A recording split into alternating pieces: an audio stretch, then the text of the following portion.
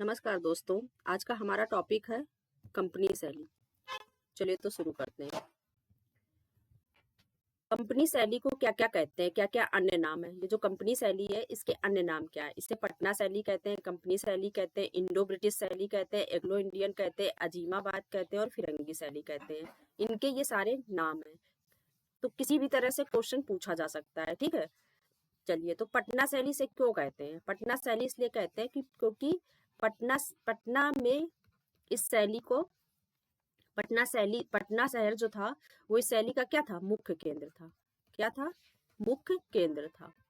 तो इसलिए क्या कहते हैं? इसे पटना शैली कहते हैं। अब कंपनी शैली क्यों कहते हैं? तो कंपनी शैली इसलिए कहते हैं क्योंकि ईस्ट इंडिया कंपनी के जो अधिकारी थे, अधिकारियों ने क्या किया था? इन चित्रकारों को संरक्षण दिया था।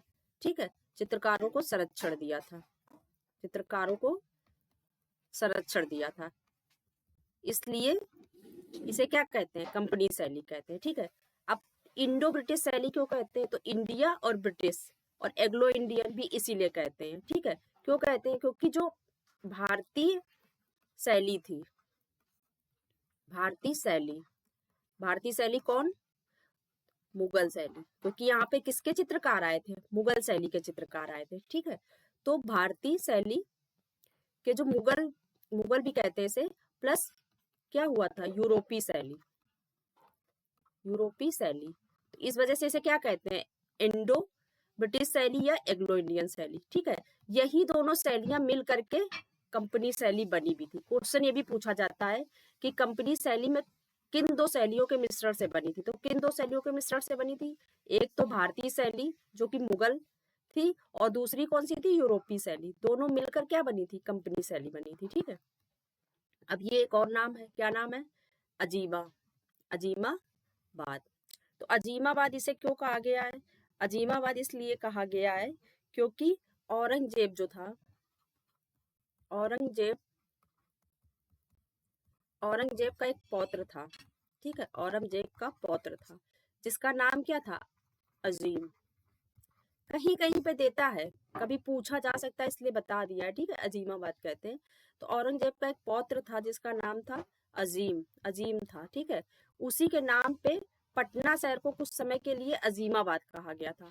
इसी के नाम पे पटना शहर को क्या कहा गया था? पटना को कुछ टाइम के लिए क्या कहा गया था? अजीमाबाद कहा गया था। ठीक है, अजीमाबाद। तो इस वजह से अजीमाबाद शैली भी कहते हैं। अब फिरंगी शैली क्यों कहते हैं?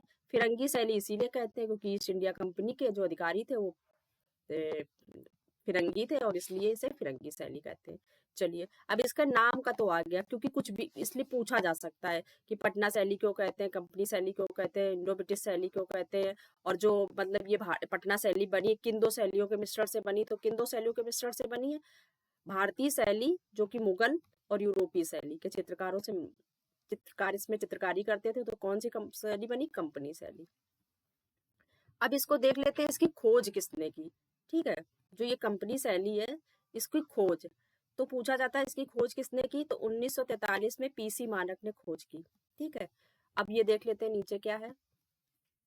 मुगल और भारतीय यूरोपीय तत्वों के मिश्रण से, मुगल और भारतीय यूरोपीय तत्वों के मिश्रण से कौन सी बनी? कंपनी शैली या पटना शैली? वही जो मैंने ऊपर बताया। अब इसका टाइम पीरियड देखते हैं, कब थी ये। तो 18वीं शताब्दी के जो उत्तरार्ध में और 19 के उत्तरार्ध में शुरू हुई थी।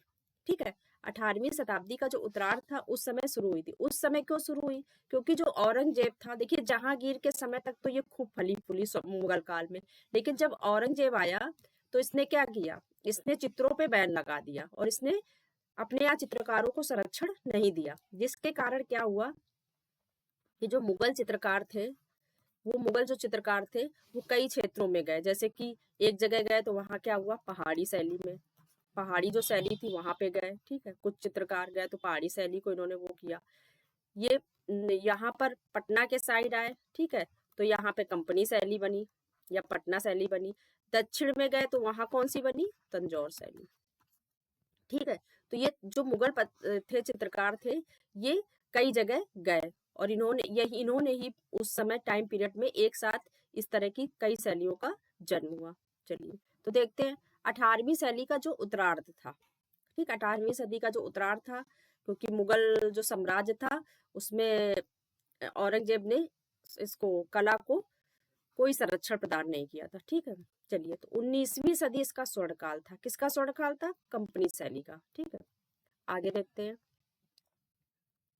पूछा जा सकता है कि इसे कंपनी शैली या फिरंगी शैली, ये दोनों किसने कहा है? कंपनी शैली या फिरंगी शैली किसने कहा है? तो किसने कहा है? राय कृष्णदास ने कहा है। और पटना शैली नाम किसने दिया? तो ये दिया मिशेल आर्चर ने। ठीक है, ये भी पूछा जा सकता है कि कंपनी शैली और फिरंगी शैली से नाम किसने दिया? तो राय कृष्णदास ने किया है। और पटना शैली तो मिशेल आर्चर ने दिया। अब देखते हैं आगे। पटना शैली में पहली बार जल रंग यानी शुद्ध जल रंग का प्रयोग हुआ, जबकि मुगल काल में क्या होता था? टेम्परा का प्रयोग होता था। अभी तक भारत में जो मुगल शैली में कलर यूज हो रहे थे वो किसके हो रहे थे? टेम्परा के हो रहे थे। लेकिन जब ये पटना शैली में शुरुआत में भी कुछ समय तक टेम्परा में ही कलर हुए हैं, लेकिन फिर क्या हुआ कि जो पटना शैली के चित्रकार थे वो जब यूरोपीय शैली के चित्रकारों से मिले तब उन्होंने देखा कि वो जल रंग में चित्र बना रहे थे। ठीक है, और जो जल रंग में चित्र बना रहे थे वो जल्दी सूख जा रहे थे, टेम्परा में टाइम लगता था। ठीक है, तो इन्होंने क्या किया कि जल रंग को अपना लिया। तो सर्वप्रथम पटना शैली में ही जल रंग का प्रयोग हुआ। ठीक है, चलिए नेक्स्ट पेज पे चलते हैं। ये पूछा जाता है कि भारत में पहली बार जल रंग का प्रयोग किस शैली में हुआ? तो किस शैली में हुआ?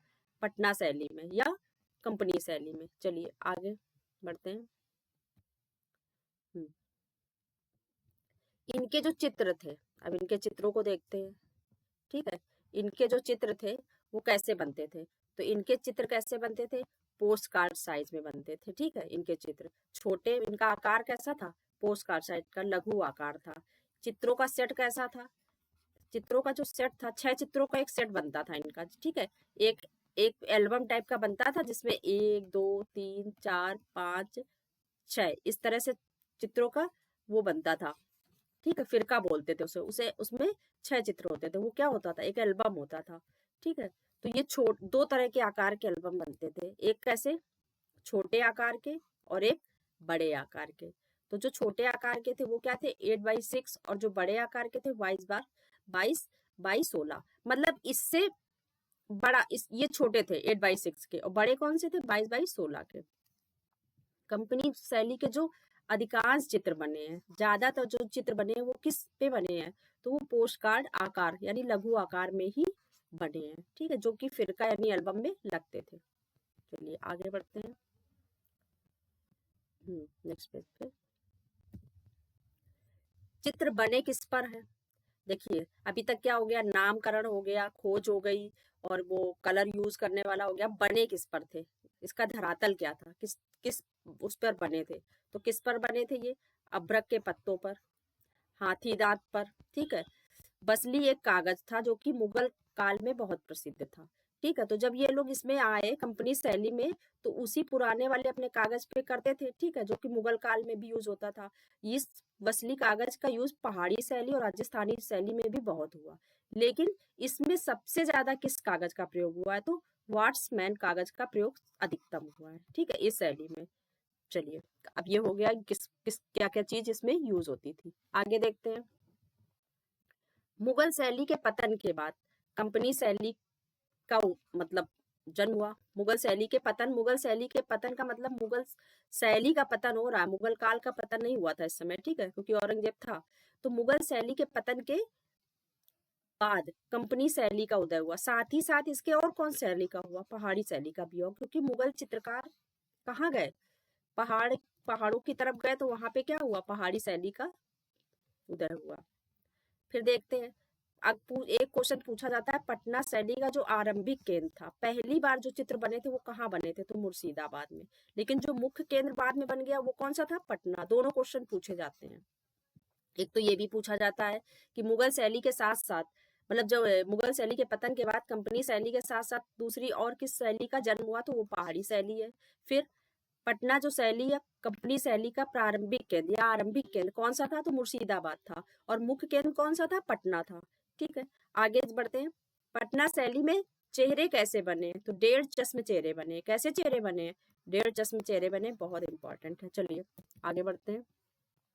अब इनके चित्रकारों के विषय में देखते हैं। ठीक है, तो पहले तो देखते हैं भारतीय चित्रकार कौन कौन से भारतीय चित्रकार थे। चलिए तो देखते हैं। सबसे पहले रवि वर्मा। देखिए इसमें क्या होगा, रवि वर्मा कभी पूछा नहीं जाता है पटना शैली का। जब भी पूछा जाता है पटना शैली का प्रथम चित्रकार तो क्या होता है, सेवक राम। पटना शैली का प्रथम चित्रकार तो कौन होता है, सेवक राम। लेकिन क्योंकि पटना शैली में तैल चित्रण भी हुआ है, बाद में तैल चित्रण भी हुआ है। पहले पहले जल चित्रण हुआ है, बाद में क्या हुआ है, तैल चित्रण। तो तैल माध्यम में सर्वप्रथम चित्र भारत में किसने बनाए, तो रवि वर्मा ने। इसलिए इन्हें भी मान लेते हैं। ठीक है, अगर ऑप्शन में ये होगा और सेवक राम ना हो तो ये भी हो सकता है। ठीक है, लेकिन अगर सेवक राम हो तो मुख्य सेवक ही राम है। चलिए आगे देखते हैं। तो ये सेवक राम जो थे ये प्रथम चित्रकार क्यों माने जाते हैं, सेवक राम क्यों माने जाते हैं, क्योंकि ये मुर्शिदाबाद से थे। ठीक है, सेवक राम प्रथम या मुख्य चित्रकार थे, पहले चित्रकार थे। पहले पूछा जाता है, मुख्य नहीं। ठीक है, पहले चित्रकार थे और ये कहाँ के थे, मुर्शिदाबाद के। और इन्होंने किसके दृश्य बनाए, तो इन्होंने त्योहारों के दृश्य बनाए हैं। इनके कई जो चित्र थे वो लॉर्ड मिंटो ने खरीद लिए थे। इनके जो कई चित्र थे वो लॉर्ड मिंटो ने खरीदे थे। क्वेश्चन ये बहुत इंपॉर्टेंट है, सेवक राम वाला हमेशा पूछा जाता है कि पटना या कंपनी शैली के प्रथम चित्रकार कौन थे, तो कौन थे, सेवक राम थे। इन्होंने किसके चित्र बनाए हैं, तो त्योहारों के दृश्य के चित्र बनाए हैं। इनके चित्र कौन, मतलब ये पूछा जाता है लॉर्ड मिंटो ने कंपनी शैली के किस चित्रकार के चित्र खरीदे थे, तो किसने खरीदे थे, लॉर्ड मिंटो ने कई चित्र खरीदे थे। ठीक है, चलिए दूसरा देखते हैं, लालचंद और गोपाल चंद। ठीक है, लालचंद और गोपाल चंद ये दोनों कैसे थे, ये व्यक्ति चित्र, पोर्ट्रेट और छवि बनाने में निपुण थे। क्वेश्चन ये पूछा जाता है कंपनी शैली के कौन कलाकार था जो कि छवि बनाने में निपुण था, तो कौन था, अगर लालचंद हो लालचंद, गोपाल चंद, इन दोनों में कोई भी ऑप्शन हो तो यही सही होगा। चलिए आगे बढ़ते हैं, हुल्लास लाल। हुल्लास लाल, ठीक है, इन्होंने गैवलिंग एट दिवाली नामक चित्र बनाया है। ठीक है, गैवलिंग एट दिवाली नामक चित्र बनाया है। ये कहाँ के थे, तो ये बांकीपुर के थे। नहीं नहीं नहीं, हाँ, गैवलिंग एंड दिवाली इन्होंने चित्र बनाया है। बांकीपुर बिहार में इन्होंने किसकी स्थापना की थी, लिथोग्राफी की। देखिए इससे पहले रवि वर्मा स्थापित कर चुके थे। ठीक है, क्योंकि रवि वर्मा बहुत फेमस हो गए थे लिथोग्राफी प्रेस स्थापित करके, तो इन्हें लगा कि ये भी फेमस हो जाएंगे, तो इन्होंने किसकी स्थापना की थी, लिथोग्राफी प्रेस की बांकीपुर में स्थापना की थी। तो पूछा जा सकता है कि कंपनी शैली में इसकी लिथोग्राफी की स्थापना करने वाले कौन है, तो हुल्लास देव। तब रवि वर्मा नहीं हो जाएगा। ठीक है, तब रवि वर्मा आंसर नहीं होगा, क्या होगा, हुल्लास लाल। बागीपुर में लिथोग्राफी स्थापित करने वाले सॉरी, स्थापित करने वाले चित्रकार कौन थे, तो कौन थे, हुल्लास लाल।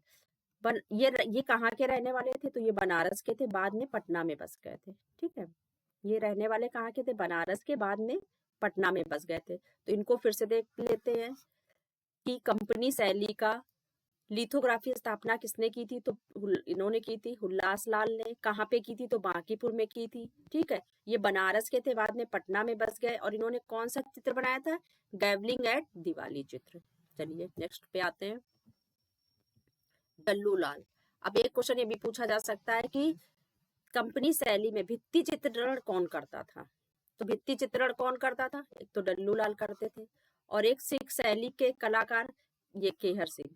केहर सिंह ने सिख शैली के जो भित्ति चित्र है वो बनाए पटना शैली में। ठीक है, और इन्होंने चित्र सर्वित भिखारियों के चित्र बनाने के लिए कौन प्रसिद्ध था, तो केहर सिंह प्रसिद्ध थे।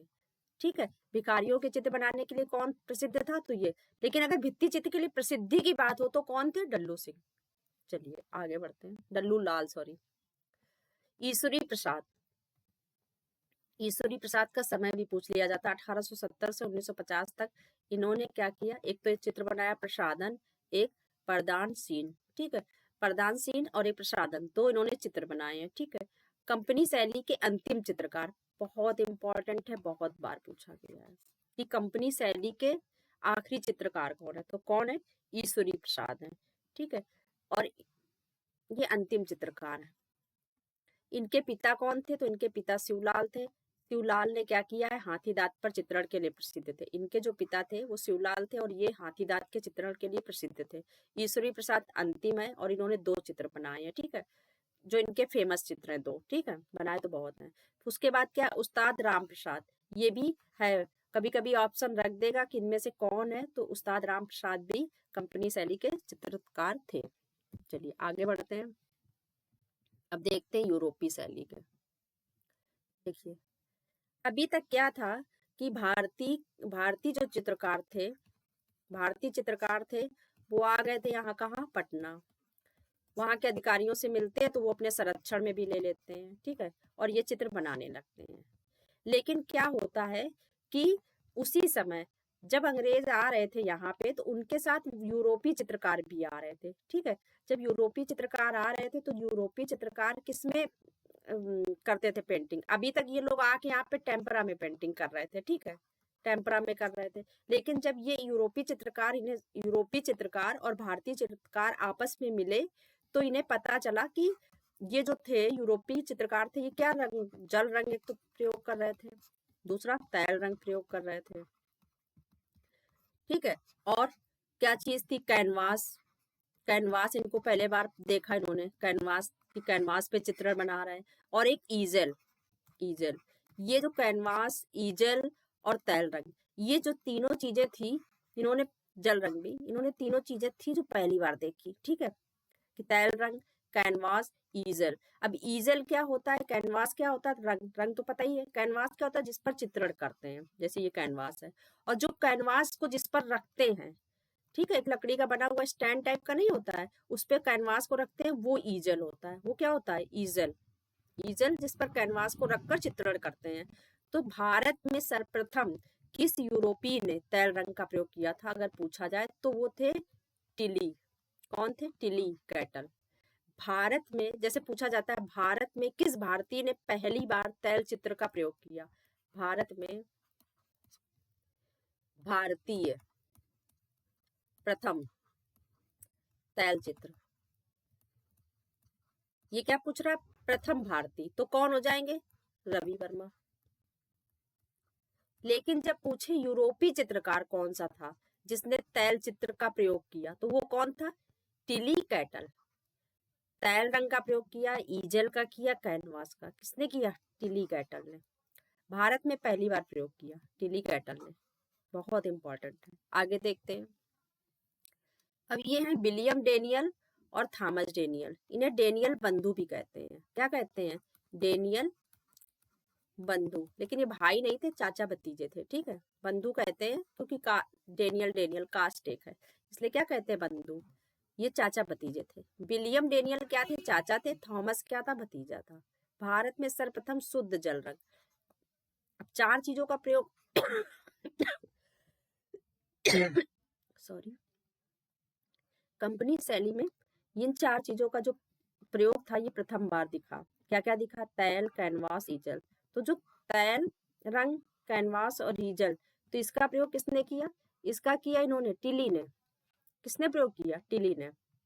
टिली ने किसका किसका प्रयोग किया, तैल रंग, ईजल और कैनवास का टिली ने किया, ये याद रखने वाली है। लेकिन शुद्ध जल रंग का प्रयोग किसने किया, तो ये किया डेनियल और थॉमस ने। भारत में सर्वप्रथम शुद्ध जल रंग का प्रयोग किया, इन्हीं दोनों ने किया। इन्होंने लैंडस्केप आर्टिस्ट यानी दृश्य चित्र बनाए। दृश्य चित्र मतलब वो होते हैं जैसे तुरंत देखो तुरंत बनाओ, जैसे पहाड़ों के पास बैठ करके वहीं का देख के तुरंत बना दो, वो होते हैं लैंडस्केप चित्र, दृश्य चित्र, मतलब जो दिख रहा है उसी का चित्र बना दो। रेनाल्ड्स नाम से भी एक यूरोपीय चित्रकार थे, ठीक है, पूछा जा सकता है। विलियम सिम्पसन, इन्होंने किसके चित्र बनाए हैं, तो इन्होंने युद्ध के चित्र बनाए हैं।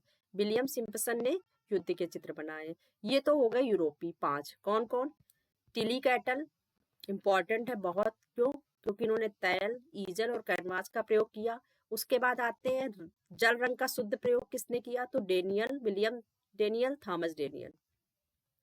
और लैंडस्केप आर्टिस्ट भी थे ये, रेनॉल्ड्स भी थे, यूरोपीय चित्रकार थे। ये कौन थे, यूरोपीय चित्रकार थे, यूरोपीय चित्रकार हैं ये भी। चलिए, विलियम सिम्पसन ने युद्ध के चित्र बनाए, ये भी यूरोपियन चित्रकार है। 2 महिला चित्रकार भी थी कंपनी शैली में, 2 महिला चित्रकार भी थी। कौन? सोना और दच्छो। सोना और दच्छो क्या थी? कंपनी शैली की महिला चित्रकार थी। चलिए आगे बढ़ते हैं। अब आते हैं हम चित्रों में। कंपनी शैली का विषय क्या था? ठीक है, कंपनी शैली का प्रमुख विषय था, तो ज्यादातर जगह जनमानस दिया रहता है, जन सामान्य चित्र। जन सामान्य के चित्र वो होते हैं जो आम आदमी के चित्र बनाए जाए। ठीक है, जैसे कि देखो नीचे दिया है, पतंग बेचने वाला, मिट्टी के खिलौने, ठीक है, मछली बेचने वाला, टोकरी बेचने वाला। बहादुर शाह का जफर का चित्र ये आम चित्र नहीं है, सामान्य जन नहीं है, लेकिन ये है पतंग बेचने वाला, मछली बेचने वाला, टोकरी बेचने वाला। ठीक है, इन्हीं को जैनर चित्र भी कहते हैं। जैनर, जैनर चित्र मतलब जन सामान्य के चित्र। चलिए अब चित्र देख लेते हैं, कुछ इसके चित्र फेमस है। मिट्टी के खिलौने की जो दुकान है, ये जन सामान्य का सबसे फेमस, सबसे मतलब सर्वश्रेष्ठ चित्र से माना जाता है। ठीक है, इस शैली का सर्वश्रेष्ठ या सबसे ज्यादा प्रसिद्ध चित्र माना जाता है। कौन सा? मिट्टी के खिलौने की दुकान। पतंग बेचने वाला, ये भी सामान्य का है। बहादुर शाह जफर का सामान्य नहीं है, ठीक है, क्योंकि ये राजा थे। जापानी मोर भी सामान्य नहीं है। मछली बेचने वाले, टोकरी बेचने वाली, लुहारन, चरखा चलाने वाली, दर्जिन, नौकरानी, इस तरह के जो चित्र हैं, गुलाम अली खां।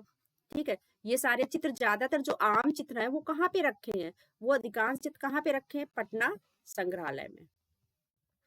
लेकिन अब इन चित्रों को फिर से देख लेते हैं। सबसे पहले मुख्य विषय क्या है? जैनर यानी जन सामान। पूछा जाता है कंपनी शैली का मुख्य विषय क्या था? विषय क्या था? किस पे सबसे अधिक चित्र बने? तो किस पे बने? जन सामान्य चित्र ज्यादा बने। ठीक है, अब चित्र देख लेते हैं। मिट्टी के खिलौने की दुकान, पतंग बेचने वाले, बहादुर शाह जफर, जापानी मोर, मछली बेचने वाले, टोकरी बेचने वाली, लुहारन, चरखा चलाने वाली, दर्जिन, नौकरानी, गुलाम अली खां आदि चित्र बने हैं। अधिकांश चित्र पटना संग्रहालय में संग्रहित है। लेकिन एक जो चित्र है, कौन सा? पतंग विक्रेता। पतंग विक्रेता जो शीर्षक है इसका, इसका शीर्षक क्या है?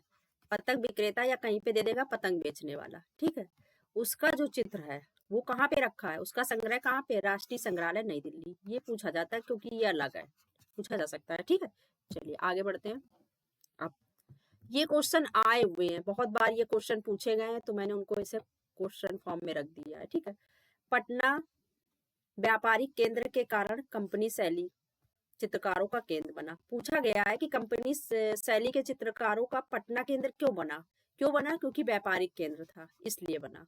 उत्तर भारत में कंपनी शैली का प्रमुख केंद्र कौन था? अब पूछा गया उत्तर भारत में कंपनी शैली का प्रमुख केंद्र कौन सा था? पटना था। पटना ना देके पटना पूछ लेगा कंपनी शैली का। ठीक है, पटना शैली के चित्रकारों को सर्वप्रथम किस अधिकारियों का संरक्षण मिला? ये क्वेश्चन आए हुए हैं। ठीक है, तो किसका मिला? अंग्रेज अधिकारियों का। मुगल चित्रकला के पतन के पश्चात जो शैली विभिन्न केंद्रों में स्थापित हुई, वो कौन सी थी? कंपनी शैली। ऑप्शन ऐसे देंगे जिसमें कंपनी शैली होगी, उसमें पहाड़ी शैली नहीं दिया जाएगा। ठीक है, मुगल साम्राज्य के पतन के पश्चात उत्तर भारत में किस प्रकार के चित्र अधिक बने? तो लघु व्यक्ति चित्र बने। वही जो क्या बोले जाते हैं, जो फिरका में लगते थे एल्बम में। ठीक है, लघु चित्र ज्यादा बने। आगे बढ़ते हैं। ये सारे क्वेश्चन हैं जो आए हुए हैं। मुगल शैली के चित्रकारों ने 19वीं शताब्दी में आशय की खोज में किस शैली को जन्म दिया? तो कंपनी शैली को दिया। अंग्रेजी शासन के कारण जिस नवीन चित्र शैली का जन्म हुआ, तो कौन सी थी? कंपनी शैली थी। कंपनी शासन में, हाँ ये इम्पोर्टेंट है, कंपनी शासन में, जब कंपनी का शासन था उस समय जो भवन निर्माण की शैली क्या थी? कंपनी शासन काल के दौरान भवन निर्माण की शैली क्या थी? तो क्या थी? कोलेनियन शैली थी। ये इम्पोर्टेंट है। उसके बाद कंपनी शैली में किस पोत का प्रयोग विशेष रूप से किया गया? तो किसका किया गया? अनुकृत का। ये भी इम्पोर्टेंट है, किस पोत का प्रयोग किया गया विशेष रूप से? तो अनुकृत का। चलिए आगे बढ़ते हैं। भारत में किस शैली में सर्वप्रथम चित्रण हुए तो जल रंग का प्रयोग हुआ? अभी मैंने पीछे बताया था कि ये पूछा गया है क्वेश्चन कि भारत में किस शैली में सर्वप्रथम चित्रण हो जल रंग का प्रयोग किया गया? तो किस शैली में किया गया? कंपनी शैली में। उससे पहले किसका यूज हो रहा था? टेम्परा का। किसका हो रहा था? टेम्परा का। पटना शैली में तूलिका की बजाय पेंसिल से आकृतियां बनाई गई। यह शैली किस नाम से विख्यात हुई? तो स्याह कलम। अब देखिए, ऐसा नहीं है कि पहले क्या था, पहले ये लोग तूलिका से ही बना रहे थे, लेकिन जब यूरोपीय चित्रकारों को इन्होंने देखा यूरोपीय चित्रकारों को इन्होंने देखा कि वो पेंसिल से बना रहे हैं, तो इन लोगों ने, जो कि मुगल कलाकार थे, इन्होंने क्या किया कि इन्होंने भी पेंसिल से आकृतियां बनानी शुरू की। इस शैली को किस नाम से जाना गया? स्याह कलम। चलिए, ईस्ट इंडिया कंपनी को दूसरे किस नाम से जानते हैं? कहीं कहीं जॉन कंपनी भी कहते हैं, ठीक है, जॉन कंपनी भी। अगर आ जाए ईस्ट इंडिया कंपनी का नाम पूछ रहा है, दूसरे किस नाम से जानते हैं? तो जॉन कंपनी से, ठीक है। ये पटना शैली से रिलेटेड नहीं है, लेकिन चलिए आगे बढ़ते हैं। जल रंग। अब जल रंग हमने ऊपर पढ़ा था कि डेनियल बंधु ने क्या किया था? डेनियल बंधु ने जल रंग का प्रयोग किया है प्रथम बार। तैल रंग किसने किया है? तो टिली ने किया है। रवि वर्मा पहले भारतीय हैं जिन्होंने तैल रंग का प्रयोग किया है। रवि वर्मा कौन है? जिन्होंने तैल रंग का प्रयोग किया है। तैल रंग का प्रयोग किया, पहले भारतीय जिन्होंने तैल रंग का प्रयोग किया। सॉरी। चित्रों के बैकग्राउंड में, यहाँ से अलग चीज है, अलग लाइन है, ठीक है। चित्रों के जो पटना शैली है या कंपनी शैली है, पटना या कंपनी शैली जो है, उसके जो चित्रों का बैकग्राउंड या पृष्ठभूमि में रंग नहीं भरा जाता था, ठीक है। जो पटना शैली या कंपनी शैली है, उसके जो चित्र थे, उसके बैकग्राउंड या पृष्ठभूमि में रंग नहीं भरा जाता था। आगे देखते हैं, ईश्वरी नारायण, ठीक है।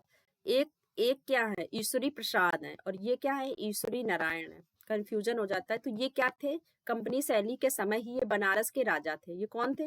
बनारस के राजा थे, और इन्होंने कंपनी शैली का जहांगीर कहा जाता। क्यों कहा जाता? देखिए, जिस समय कंपनी शैली पटना में थी, उस समय ये कहाँ के राजा थे? बनारस के राजा थे। तो कुछ कंपनी शैली के जो चित्रकार थे, उनको इन्होंने क्या किया था? संरक्षण प्रदान किया था, ठीक है। और जिस तरह से जहांगीर ने अपने चित्रकारों को सुविधाएं दी थी, उसी प्रकार से इन्होंने भी दी थी। इसीलिए इन्हें क्या कहा गया है? जहांगीर कहा गया। कंपनी शैली का जहांगीर कहा गया है। ये चित्रकार नहीं थे, ये क्या थे? राजा थे। चलिए, कंपनी शैली का पतन का कारण क्या था? कैमरे का आविष्कार। कंपनी शैली के पतन का कारण क्या था? तो कैमरे का आविष्कार, क्योंकि 1860 में क्या हुआ था? कैमरा आ गया था, जिससे फोटो खींचने लगी थी, जिसकी वजह से कि अब लोग चित्र बनवाना, जो सभी बनते थे, वो बनने बंद हो गए थे। चलिए, तो ये हमारा कंपनी शैली का टॉपिक था। मिलते हैं फिर नेक्स्ट टॉपिक में। Thank you.